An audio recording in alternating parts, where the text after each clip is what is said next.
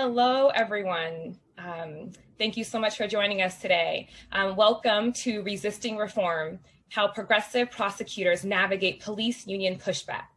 This conversation is part of the Impact Justice, Impact Ideas series. We're so excited to have you here. And we are so excited to have you join us and be with this series. So I'm Aishatu Yusuf, the Director of Innovation Programs at Impact Justice. Impact Justice is a national research and innovation center committed to advancing new ideas and solutions for justice reform and transformation. I'm thrilled to welcome you all to this event and to introduce you to our esteemed panelists. We're excited to host this timely conversation with some of the most leading minds in progressive prosecution. Today, we'll learn about the ways that progressive prosecutors have worked to reimagine the criminal legal system and help make our communities safer, despite formidable pushback from police unions. You'll hear about the political power of police unions, how unions distort the fight for real safety and community well-being, and the ways we can push back on these powerful unions. Our guests today are DA George Gascón, the 43rd District Attorney of Los Angeles County. His career and commitment to fairness, service, public safety has earned him national reputation as a visionary in criminal legal reform. He is joined by founder and executive director of the Prosecutors Alliance, Cristine Soto DeBerry. Cristine brings her years of experience as an attorney and policy strategist to the nation's first reform-oriented law enforcement association. The conversation will be moderated by Alex Busansky, the founder and president of Impact Justice. Thank you all for being here, and please use the Q&A function throughout the webinar. We'll do our very best to answer your questions throughout. Again, thank you so much, and I'm gonna turn it over to Alex. Great, thank you very much for that introduction, Aishatu. It's a pleasure to be here today, and it's a real pleasure to be joined by our guests, DA George Gascón and Cristine DeBerry. And they are popping up on the screen. At least there's Cristine and there's DA. Thank you so much. This is really an important conversation. And in some ways it feels like an arcane conversation, like what do police unions have to do with prosecution, and particularly with being a reform or progressive prosecutor trying to do something different. And so I really thought we would start with sort of what does it mean to be a prosecutor in this moment, to be the DA of Los Angeles County, to have created Prosecutors Alliance, to be part of a larger network of prosecutors that are not doing business as usual. And so Cristine, could you sort of set us up a little bit about sort of the larger movement around progressive prosecutors and reform-minded prosecutors and why Prosecutors Alliance is created? Sure. Good afternoon, Alex, and always a pleasure to be with you, DA Gascón. I'm excited to have this conversation with so many people about Prosecutors Alliance and the work we're doing and the role that police unions have played in this landscape. You know, I think that many of you on the call maybe are already involved in this work, and you know that a decade ago, there really was no progressive prosecution movement to speak of. There was a limited number of people that were looking critically at the work and trying to think about how to change the criminal justice system from within. And if you look at that today, it's a much different scenario. We certainly have not arrived, but we have almost close to 100 prosecutors, I think, around the country that are taking on the mantle of reform in their jurisdictions. But when DA Gascón was appointed in 2011 and he and I started this work, there really was very little to speak of in the way of support for prosecutors doing this work. And what became clear to me, and the reason we formed the Prosecutors Alliance, was that even as we have built out this landscape, many of the supports and organizations that exist are national in focus. And really the fights that prosecutors have, county level prosecutors have, those fights are local and at the state level. And they're intense and they're repetitive, and the opponents are the same in almost every conversation. And so the Prosecutors Alliance was formed really as the nation's first reform-focused law enforcement association to help disrupt this myth that all of people in law enforcement are opposed to reform, that reform jeopardizes safety, and to break open a new conversation and help and join hands with the community that for so long have been begging us to look at this problem differently. Great, thank you. And one of the issues that you have obviously taken on at Prosecutors Alliance is around the role of police unions in the politics and the election and the work of prosecutors. I want to come back to you, Cristine, but George, you're someone who obviously has been dealing with these issues of police unions, both when you were inside police departments working as a chief of police, and then having to deal with them as a district attorney. Can you just, I think your story is one that I don't think everybody knows. If you could give us a little bit about your background and sort of what you've seen with police unions and why they're important. Sure, Alex. And first of all, thank you, Impact Justice and Cristine. It's great to see you. I'm so happy to be with both of you guys. You know, my journey started in policing. I was a police officer for nearly 30 years, and that included going through the ranks of the LAPD to go up to the level of assistant chief running operation, which is the #2 job in the LAPD, and then being a chief of police in Mesa, Arizona, which is the 3rd largest city in the state, and then being the chief of police in San Francisco before now our vice president, Kamala Harris, who was the district attorney at the time in San Francisco, became the attorney general for the state. And shortly thereafter, I was appointed to be the district attorney and then ran successfully for 2 cycles of election, being the prosecutor for nearly 9 years before I became the district attorney in LA County. What I have seen in my journey in the space is that increasingly, as we transition into the tough on crime era of the late 1980s and 1990s, and we began to grow the size of policing and grow the number of prisons, and you know the body of district attorneys' offices around the country, and certainly in California, is that we saw a commensurate increase in both economic and political strength of police labor organizations, and they increasingly became much more active in politics. And they got to the point where they sort of took over and occupied the space of being the guardians of, you know, perceived to be the guardians of community safety. And I say perceived because often many of the policies that they have espoused and the people that they support is really contrary to safety, but is very supportive of their political and economic interest. And that has, you know, evolved to the point where, you know, for years now in many communities, if you did not, you know, if you were running for a political office, whether it was for district attorney or any other office, if you didn't get sort of the stamp of approval of your local police labor organization, you know, you would deem to be soft on crime, and they would target you either to make sure that you did not get elected, or if you were in office already, to make sure that you were not reelected. That outside power for police unions and prison guards, by the way, combined with the power of the bail industry and other, you know, other industries that are very much into the, you know, the carceral or the, you know, the prison complex, as is often referred to, got to the point where they have basically bullied themselves into fighting every single reform proposal at every state. And in California, by the way, is probably, you know, interestingly enough, many people around the country view California as a very progressive blue state.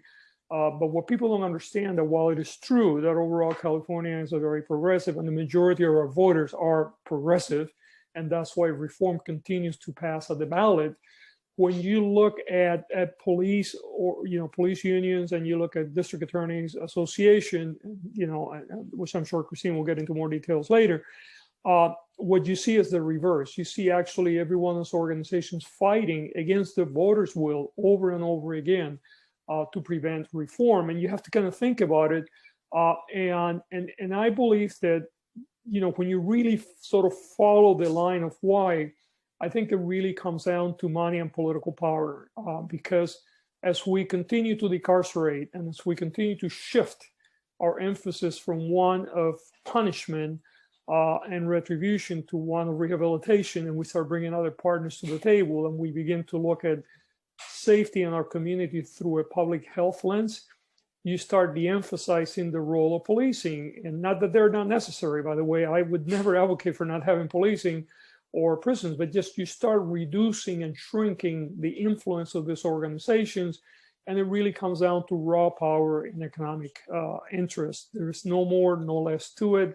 But unfortunately, we as a society in this country have become accustomed to what is very singularly American, having police unions that control the dialogue. You know, many other parts of the world and democracy, you know, law enforcement doesn't even have a union. They're exempted from this process or the political process for good reasons, because you want your police departments not to be part of the political process in the way that they are here. And you know, yeah, you talk about sort of the public safety vision, right, and about the ways in which police unions are pushed back against that. But it also seems that they push back against accountability of police, right? And in this moment in time where that conversation is so important and so sort of on top of people's minds, what's your experience been? And it's not what they talk about, the union, that we don't want accountability, but what's your experience around that? Yeah, you know, it's so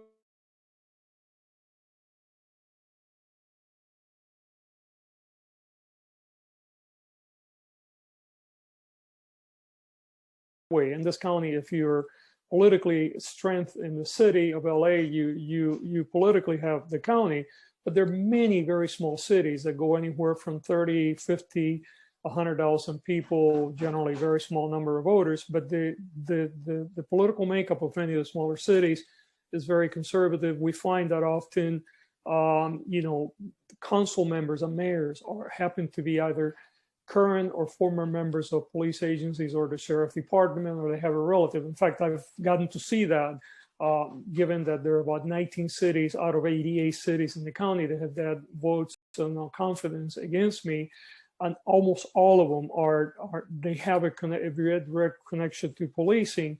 And what we see, and what I've been told now, you know, confidentially by several people, that while the conversation is about, I don't care about victims, or I don't care about your safety, which is obviously false, but what has transpired behind the scenes, and I've heard now multiple times from very reliable sources, that when the conversations behind the scene are created, there's a tremendous concern about the fact that one of the commitments that I made was to increase police accountability, that we're looking back at all police shootings that were questionable, where the prior district attorney determined that they were lawful, when, you know, there are many questions about it, and really that they are extremely worried about, you know, having a district attorney that will bring that level of accountability to law enforcement.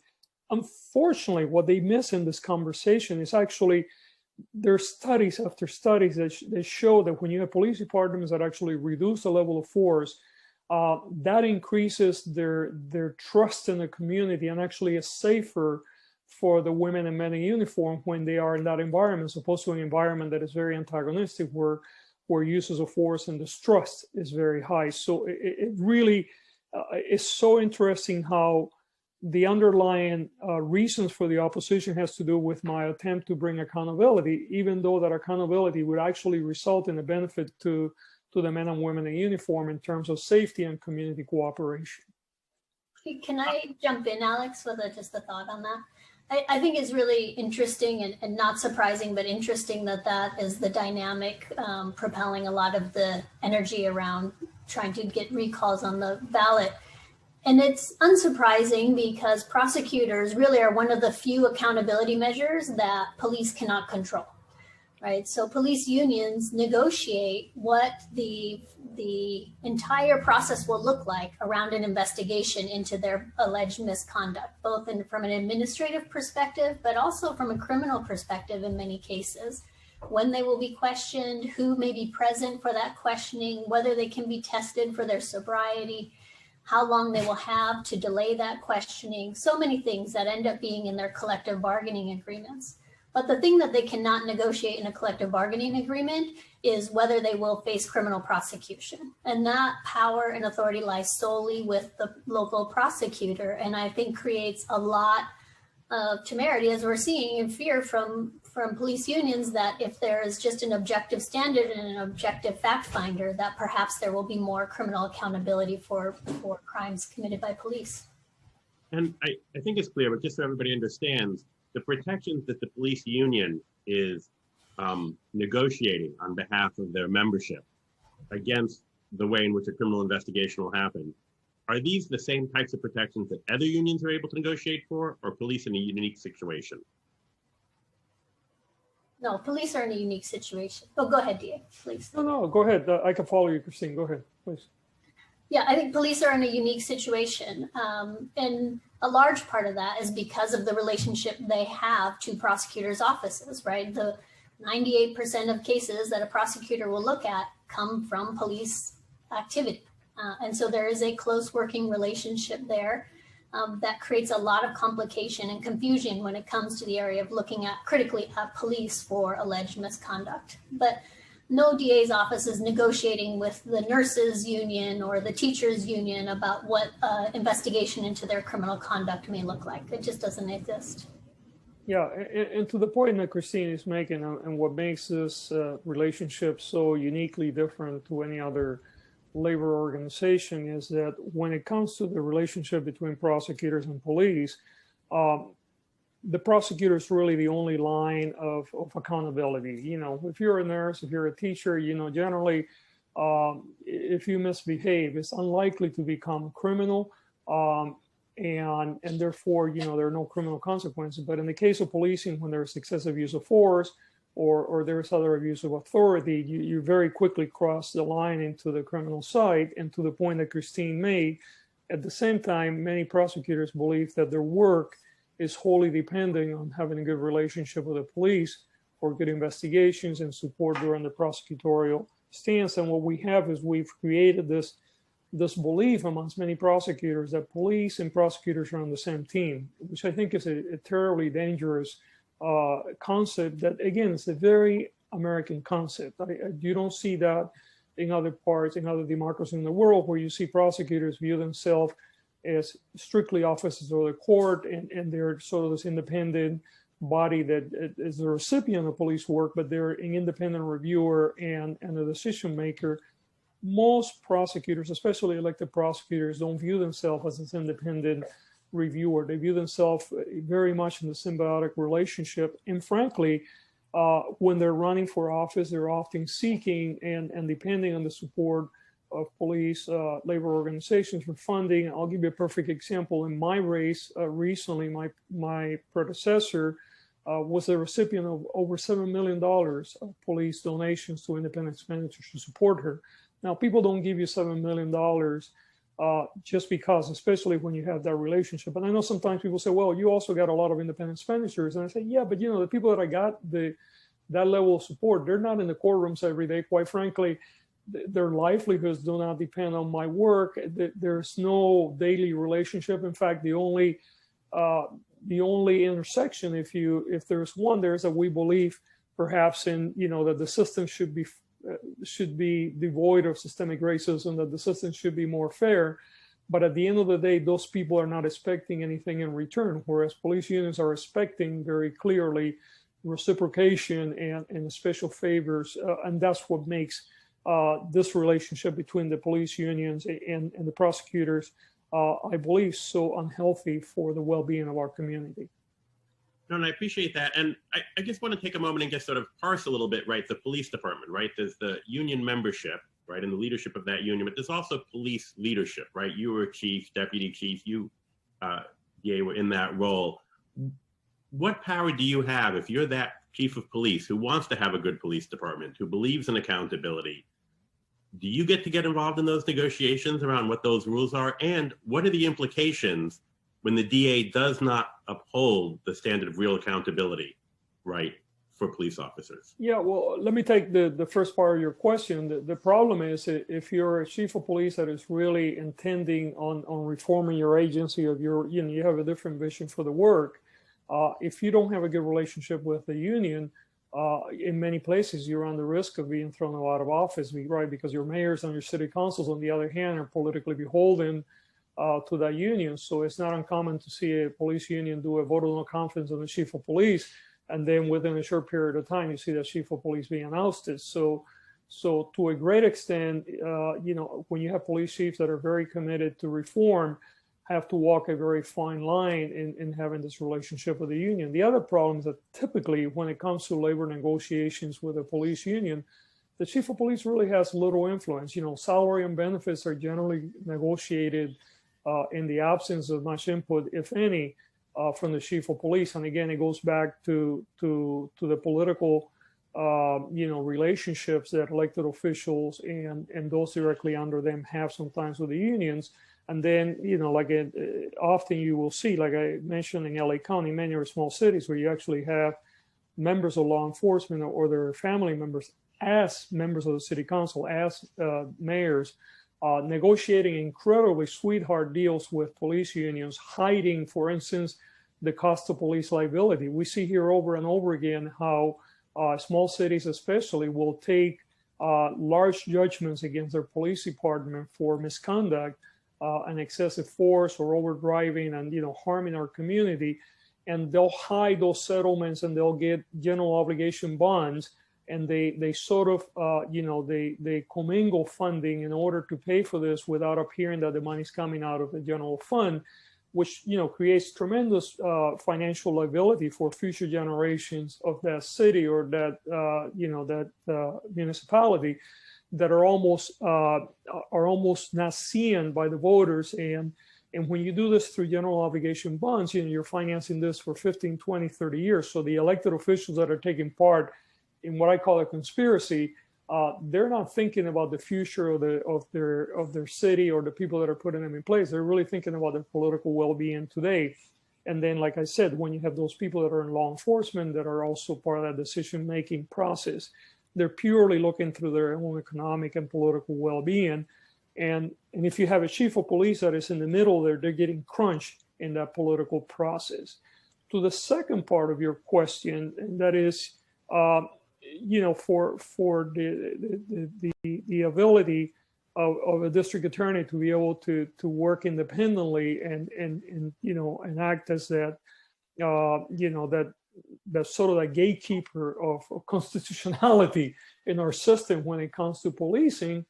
What happens is very quickly, again, if you're not beholden to them and you're independent, then they immediately start attacking you. And the first line of attack is always you're soft on crime or you don't care about the victims. And you see this playbook being played over and over again. In fact, it is being played over right now, not only in LA County, but I know it's also in San Francisco.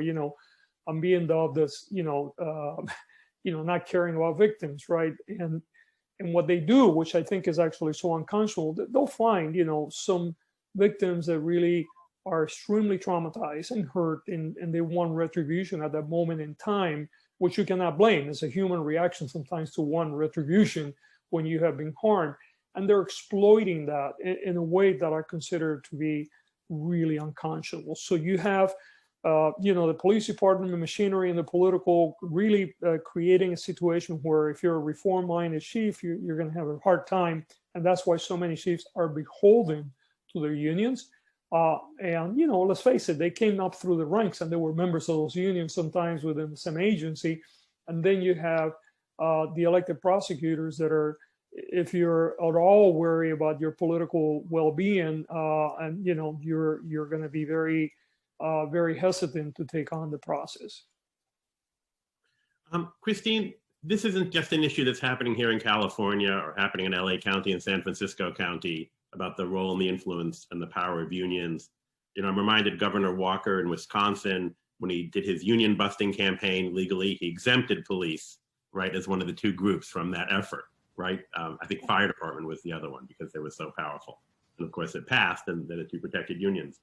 Can you talk a little bit about what you've seen in some of these other races, one of these other campaigns around the country, and why unions as Prosecutors Alliance as an issue? Why not the California District Attorneys Association taking it on, or other organizations taking it on here in California? Yeah, I think the big issue we see, Alex, is that if you look at any reform or reformer around this country, the resistance they're seeing predictably in every situation is going to be the police association in their local or state level community. It just is, right? So DA Larry Krasner in Philadelphia, the exact same playbook. They attacked him as being soft on crime and not caring about victims and trying to identify voices to come forward to criticize him. They spent large sums of money, just as they did against DA Gascón. We're seeing it now in the recall efforts that they're largely funded by these interests. And so, you know, when we're working on criminal justice reform, we know the problems are entrenched and the budgetary challenges and all the things that we're battling against are big, difficult issues. And we have a consistent opponent in that conversation that we should identify and be honest about. It is not a new opponent in each situation. It is an organized community, and there's a structure and a thesis to how they approach their work. So there are almost 1 million sworn officers in the United States, about 800,000. About 80% of them are in some type of organization around their labor rights. But the vast majority of those are not part of organized labor. They are associations outside of either the AFL-CIO or the other national organizing groups for labor groups. And so I think that those are important distinctions for us to start looking at is what is that labor movement, and is it one that continues to be an appropriate vehicle for their concerns, or has it grown beyond negotiating the workplace conditions that it is meant to deal with and grown into really a lobbying organization, right? It is essentially a super PAC around this country. We have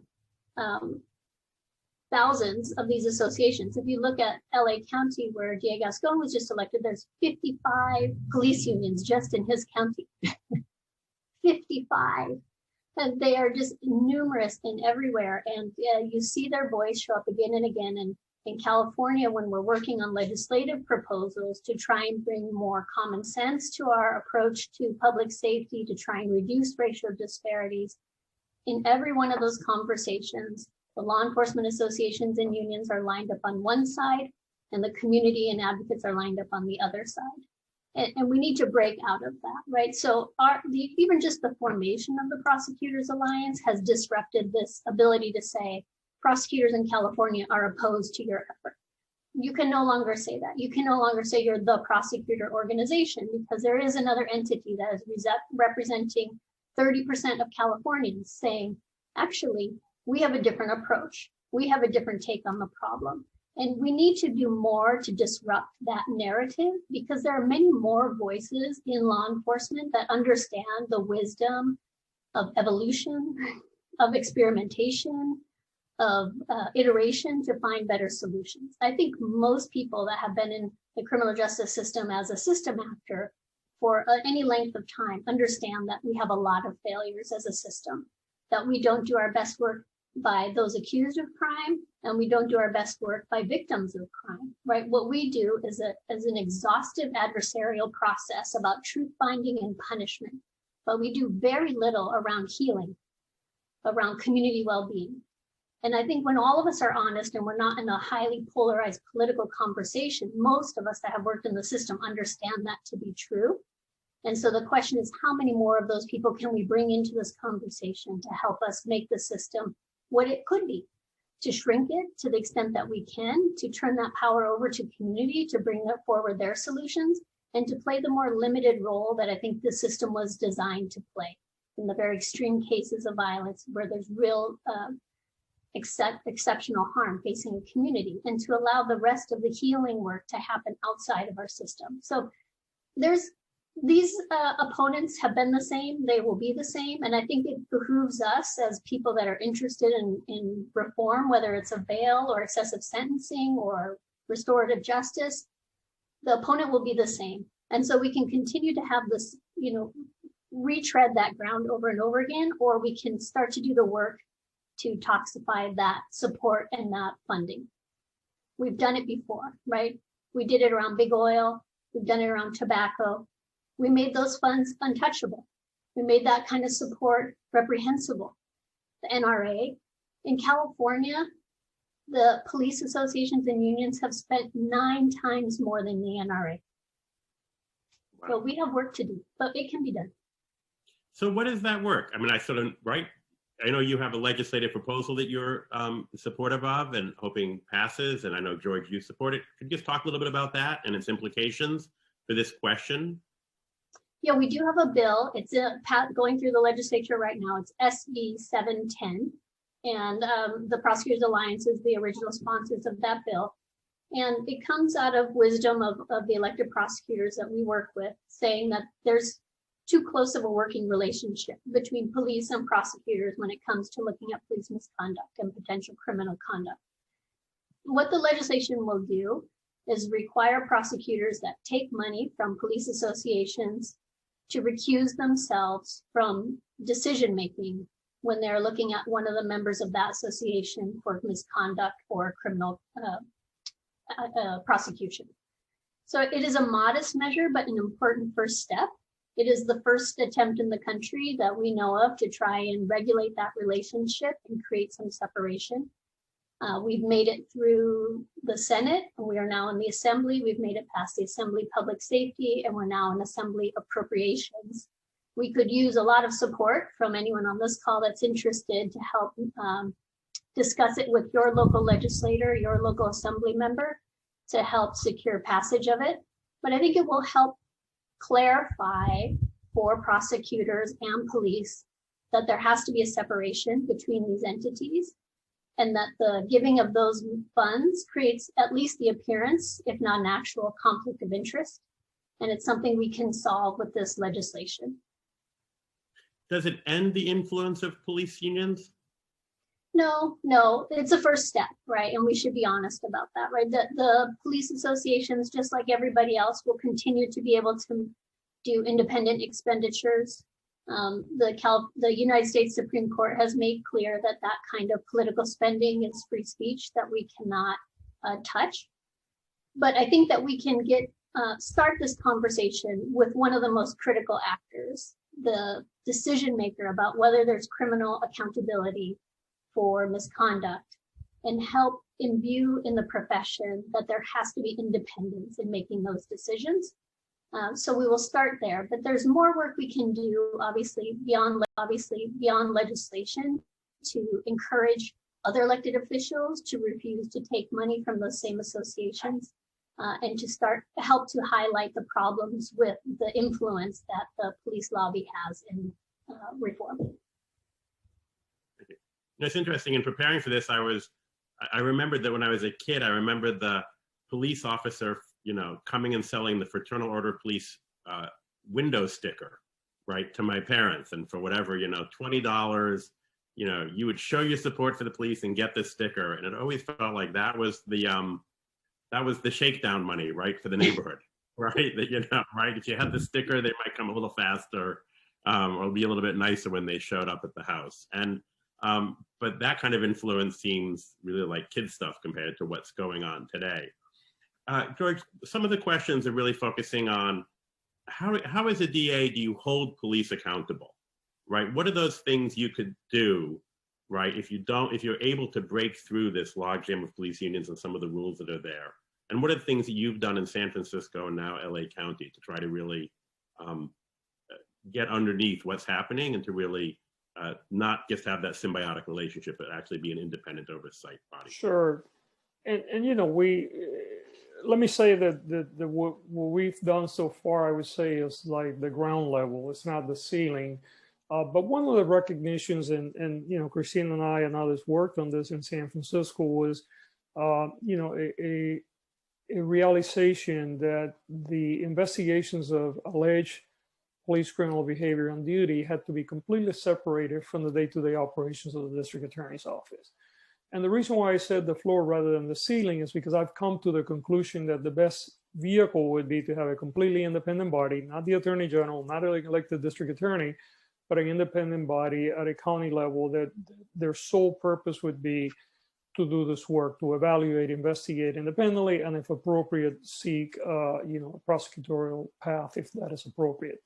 So in San Francisco, what we did is we created what we call the Independent Investigation Bureau, and we intentionally went out to get lawyers and investigators that were not working front lines, that were not the people that were working day in and day out with the police department. And initially, we actually hired people that came from the U.S. Department of Justice. We hire people that came from private practice where there were civil litigants against sometimes police, because you do need investigators that have police power, because that's a requirement under state law for a variety of investigative procedures. We hired in police personnel that came from outside of the county. We thought that at least we put that degree of separation. I think that was it's a novel approach and certainly better than what we had before. But I think it's still very, very deficient because you still have that perceived and sometimes real relationship between the main part of the office and certainly the adjunct operation. Moving forward, what I'm doing in LA, and again, it's just a continuum. I often tell people, look, it's a journey. It's not a destination. But we have created now the Office of Independent Prosecutor, and we were able to get our County Board of Supervisors to approve the hiring of a very experienced former U.S. attorney prosecutor, civil rights area, who is also a civil rights lawyer, who has now come in under contract to look at several cases that I had identified with others during the campaign and do an independent look back.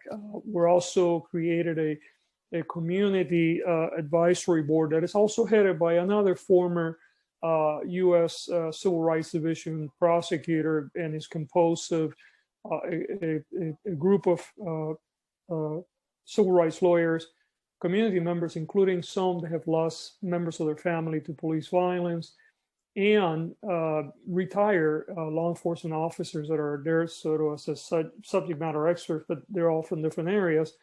And we're working in partnership with two law schools. In this case is the University of Southern California in LA and the University of California, Irvine, which is near us too, and using their legal clinics to help us, screen down cases, then have the community board, which includes the lawyers, take a look, and they're getting ready to make some recommendations. And this is older cases. And I have added new people and will continue to add new people prospectively to our capacity to investigate cases moving forward. But I'm still very committed to seeking a legislative solution so that for counties that so desire to do, and I'm hoping that LA County will get there at some point, is to create an independent body outside of the district attorney's office, outside of the attorney general, outside of any policing agency, that they will be solely tasked with the work of investigating police shootings and other allegations of criminal behavior and making a prosecutorial decision. I think that is the cleanest way to move forward. I think that we also, and Cristine is very familiar with this, we work really hard to come up with legislative solutions to restructuring the thresholds when police can use deadly force. We had a mild step forward, but still the reality is that under current law in California and around the country, quite frankly, police officers have wide berth in when they can use deadly force in ways that is completely unnecessary, and yet under the current law they're lawful. So we have to come to a place in the nation too where we realize that deadly force is sort of an ultimate decision that is made by an armed member of the state, and if you're going to use that authority, should be limited to those moments where it's absolutely necessary in order to protect your life or that of others, and not just simply because you have sort of retroactively you create a conversation about your fear at the time, which sometimes, as we have seen increasingly with body-worn cameras, that fear is not supported by what you're actually seeing in front of you. But that still seems to be so much of what rules whether a case is going to be successfully prosecuted or not. I'm thinking one of the questions came in just following up around, you referenced international practices around police accountability. Can you give an example or two? Yeah, I mean, so for instance, under the British system, police cannot be unionized, right? They have, it's like the armed forces, right? We would never think about having our armed forces be unionized for very good reasons. And in places like the UK, that is very much the process, and it's similar the case in other parts of Western Europe, right? So there is this very intentional process to make sure that police organizations are separated from that part of the political process. They work for civilian elected officials. They which they should, much like the armed forces, should be controlled by our civilian elected officials. I think it's essential to a democracy. But they're separated from that process, and I think that actually creates a healthier system. They're actually precluded from political lobbying. They're precluded from supporting political campaigns, and it's very clearly stated. And I think that that is a much better system. Now, frankly, I don't see that ever happening in this country, right? I mean, we see that even very mild reform gets brutally assaulted by police unions, and for good reasons. They're fighting for that political control that they do not want to give up. And one thing that Cristine mentioned about this has become sort of political super PACs, and I'm talking about police unions. People need to understand that typically in a police union environment, all members, which is almost everybody in the organization, will pay somewhere between 1% and 1.5% of their salary.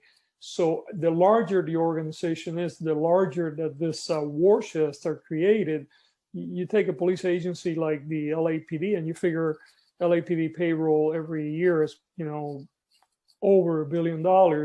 Well, you take 1.5% of that, and then on top of that, police unions have created insurance to pay for additional support and legal services for officers that face accusations of misconduct or criminal behavior. And then the officers pay into this insurance, which is also controlled by the union. It's actually a money-making operation. So you have police unions like you do in San Francisco and LA. They own real estate. They're investors. In fact, in San Francisco, they own a bar restaurant. It's insane when you begin to see, the level of economics strength that this unions have, that is actually directly paid by taxpayers. And in San Francisco, actually, the taxpayers pay for the salary of full-time union reps. That doesn't happen with any other union even within the city and county of San Francisco. Most other unions, they have to pay for their own representation. In LA City, for instance, the union directors, they do get to reimburse the city for their salaries, but they continue to accrue pension benefits. So you have people that are sitting as a union director for 10 or 15 years. They retire as if they have been a police officer in the street with all the same benefits, and those come out of the taxpayers' fund. And most people don't realize, in the case of policing, benefits are sometimes close to 100% of your salary. So if you're making $130,000 a year, your benefits are probably well in excess of $130,000 if you start adding all the other things that come, including the pension liability that you create, which is unique to public safety, and you don't see that even in other areas of public service. I think DA makes a really good point. In fact, even before the 1970s, police were not organized in this country. Right? It is a relatively recent phenomenon. So it is something that we can step back from if we choose to, and decide that we shouldn't be using taxpayer dollars to support lobbying efforts, right? And we're starting to see that now in the state. Just in this year's budget, the state legislature chose to remove money from the California District Attorneys Association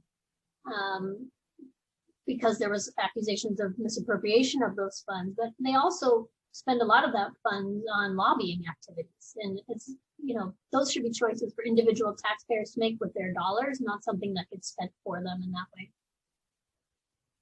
So, talking about this issue and the politics of it all, some of the questions have been, are you working with formerly incarcerated people? I put this way to both of you, and other organizations. What kinds of community members or community organizations, right? to think about how to solve these problems, how to educate people, how to inform people about the issues? Yeah, I'll just speak for the prosecutors line. So we're in really deep coalition with a wide range of organizations and individuals. That includes organizations that are built by, led by, and servicing people that have experienced incarceration. That includes people that have been victims and survivors of crime. And it includes advocates that have existed in the space for a long time before we have, that have been working on criminal justice reform. So we really come to a table that was already of a really deep, meaningful community that has been working on these issues. I've been alive long enough now. I was joking with Alex about my gray hair to know that none of us are new. None of these conversations are new. We're joining a dialogue that has been happening for decades. I started doing this work in 1999 when people were talking about the need for reform of the criminal justice system. And so I'm very sensitive to the fact that there are solutions and leaders and ideas that have existed long before I showed up, we showed up, and we work really hard to incorporate those points of views, especially people that have lived experience on every side of this conversation. And we're always open to more of that dialogue, 100%. Yeah, and I agree with Cristine. I think it's important that we hear all voices, and certainly those that have experienced incarceration and their families are an important voice, as they are the voices of others in the community. I think that good public policy is based generally on inclusivity of thought and conversations. And I think that certainly as an elected district attorney, I believe that I would be missing an important voice if I didn't, entertain having conversations with people that were formerly incarcerated, as well as people that were, victims of serious crime that may or may not have been incarcerated. By the way, often people forget that in this country, most of the people that were formerly incarcerated or are incarcerated were also victims of crime, often, repeatedly victimization and traumatization. And sometimes some of the victimization, by the way, has occurred on the hands of the system, right? Law enforcement. So, when often people think about people that are incarcerated or formerly incarcerated, there's almost a presumption by most of the public that well, these are, people that have, have been bad people, and this is the only side of their equation. And what people don't understand is actually most of these folks are folks that actually have been traumatized over and over again. I've often heard from a mutual friend of Cristine and I, and a co-worker, Dr. Gina Castro, that would say, hurt people hurt other people heal other people, right? When you have untreated trauma as a result of victimization, you will sometimes hurt other people because you're in pain, and you become desensitized to the harm that is causing our community. So we work with many organizations. We have a completely open door policy. The only thing that we don't, if we have people that are just completely, intending on destroying our system, we are going to be much more careful. But if you're willing to step up to the truth and you have a different idea, and even an idea that is contrary to what I'm espousing, I welcome those, because what you don't want to do is you don't want to create blind spots. So one of the questions people are asking is, what can I do, right? How can I be supportive? What can I do in this moment? I know in Los Angeles County, there's a recall effort, right? Or at least a nascent recall effort going on, one of those anomalies of California politics. You just don't really see it in other places. I guess a little bit on sort of what role is the union playing in that, right? I mean, the community supported you overwhelmingly. You were elected. You ran on a record. You had done things as a DA. There were no surprises. In fact, the lack of surprises and a clear vision, I think, is what brought people to your campaign and brought them to vote for you on election day. Cristine, you're seeing this play out in other jurisdictions. What are police unions doing? What can people do? Do they have to fight the union? How can they be supportive? What are some action steps for people? Yeah, in my case, it was interesting enough that not only the police unions put over $7 million against me during the race, actually a little more, way more than 7 million, almost $10 million actually, to be precise.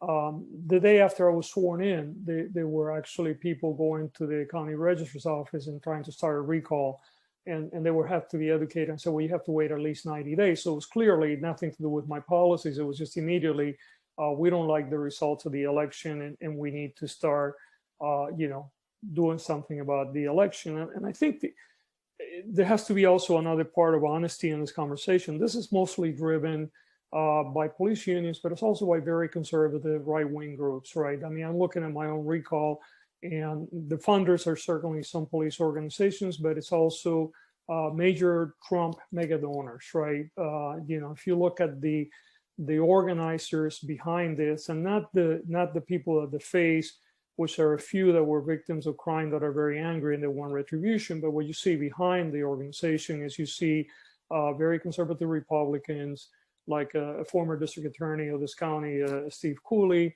former director of the Los Angeles Police Protective League, which is the union for police officers, and former council member, Republican Dennis Zine, former board of supervisor member Michael Antonovich.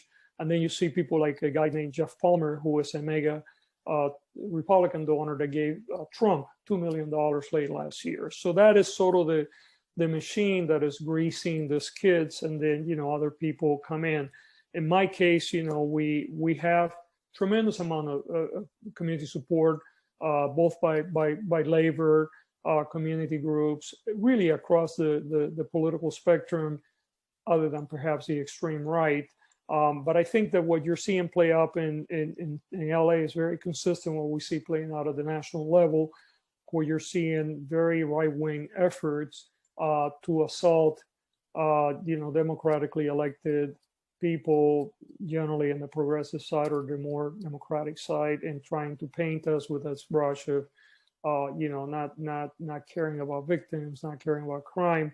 In my case, for those that want to be more educated, especially if you're in LA County, stand with Gascón.org is the website that you can come in and take a look and keep updated. But this is a real fight. And I tell people that democracy is fragile, and I believe that democracy in this country is in peril today. And certainly in California, we're seeing that of the governor's recall race and other races around. And we know that, for instance, in LA County or at the state level specifically, a Republican could never get elected on a general election. The numbers aren't there. So what Republicans are adopting is the same tactics that they did, quite frankly, when they recall Governor Gray Davis. People forget that Schwarzenegger got elected with about 31% of the vote. Schwarzenegger would have never been elected governor on a regular general election, even then. And today, California is even, much more progressive. In LA County, it would never happen again. A guy like Cooley could never be elected on a general election. But if you're successful in getting enough people to say yes to the recall, then you're going to have 20, 30, 40 candidates there, and you could have somebody with 10% of the vote, if that happens to be the higher number, to become elected. So it really is an assault on democracy. Frankly, I wish that the recall rules were different in California, and that's something that will be a conversation for another day. But this is a vehicle that is being used to not only assault progressive leaders, but it's really an assault on the democratic process. Thank you. Cristine? Yeah, you should for sure. If you're in LA or San Francisco, there are two amazing district attorneys in those counties that are facing threats, at least, of recalls, and they need your involvement, both as a volunteer or as a donor. And we would love to have you engaged with the Prosecutors Alliance.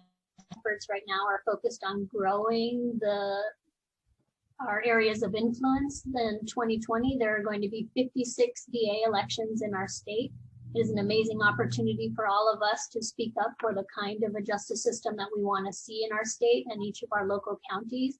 We would love to work on that with any of you, and we would welcome your engagement in our legislative efforts. I talked here about SB 710, but we also have SB 299, which would help victims of police violence get support from the state's Victims of Violence funds. Really important reform that we are also trying to pass as an organization. We would love to have your engagement. It is very helpful to have people in jurisdictions around the state call their assembly members to weigh in on these issues. You can go on our website or you can email me directly. And I think maybe Alex or others will circulate that, but we'd love to build with you and stay in community with you. Great. We just have a couple of minutes left. Do either of you have any closing thoughts or comments? Cristine, you want to go and I'll close? Okay, great. I just want to thank you, Alex, for putting this together, and George, it's always a pleasure to stand next to you in anything. And thank you all for tuning in and being engaged in this fight, as I'm sure you are in more ways than just this webinar. And we'd love to build and work with you on these issues. I hope that this was helpful in starting to get an understanding as to why we need to work and focus on the police lobbying machine in California and around the country. And hopefully if we can have good strategies around this part of the work, it will free us up to move further and faster towards building a system that is more racially just, less punitive, and more healing. Thank you. Yeah, I want to thank you, Alex. I want to thank you, Cristine. It's always great being with you. And I want to thank everybody that is also in this group. I think that, every generation has a moment, and this is a moment in our generation. And I think that last year, the George Floyd murder of George Floyd was one of those, waking moments for most of our communities. And I say most of because I think if you're talking to the African-American community, there was no surprise there, right? They have been living this one generation after the other. But I think there were many other people in our communities that for the first time saw very raw footage of sometimes what excessive exercise of authority or unlawful exercise of authority could lead to, up to and including that. But for the video, the official account of that incident was that basically Mr. Floyd has gone into cardiac arrest and he was taken to the hospital and died of natural causes. It really was the courage of the young women, 16, 17-year-old women that actually stood by firmly and videoed the entire incident. I say all this to say that we are at a historic moment where we have an opportunity to shift the dialogue and how this country addresses the issue of community safety. But that window of opportunity will close, and there are people that are working really hard to make sure that it's shut down. And the only way that we're going to continue to keep that window open and walk through it and have a different reality for all of our communities is by being involved. People are counting on often communities that do not get as involved politically, that they're less likely to go and show up for a vote if they have to vote, other than maybe in the general election. A lot of those recalls, whether you're talking about the governor recall or the one in San Francisco or mine, would happen not during the presidential election if they were to happen. And the people that are driving these forces are the people that will go and vote, and they will do everything that they can to keep others from voting. So I say that to say that it's important that we pay attention to the people, for instance, that are collecting signatures, in my case, are telling, voters, do you care about victims' rights? And the person says, yes. Say, well, would you sign here? By signing here, you're supporting victims' rights. There is zero conversation about anything else. Now, who wouldn't care about victims' rights? I think we all do. So it's important to understand contextually where we are and why it's so important that we engage and that we engage aggressively. And I want to thank you all again. Okay, well, thank you. Thank you both for joining us today for this really important conversation. Thank you all for joining this conversation as part of the audience and for giving us questions to help guide this conversation. For everybody who registered for this event, whether you made it to this event or not, we'll be sending out an email in the next couple of days that will have the link to the recording of this talk. It will also be on the impactjustice.org website. In that email, we will put the various bills that have been mentioned, some of the other websites, and contact information for those people who want to follow up, and hopefully some other resources. Really, really appreciate this. It is such an important conversation, and I agree, Gascón. We have to keep that window of possibility open for as long as possible, and then drive through it with real change. And so I commend you, I commend both of you for the work that you do. Thank you very much. Thank you. We'll see you guys. Take care. Bye.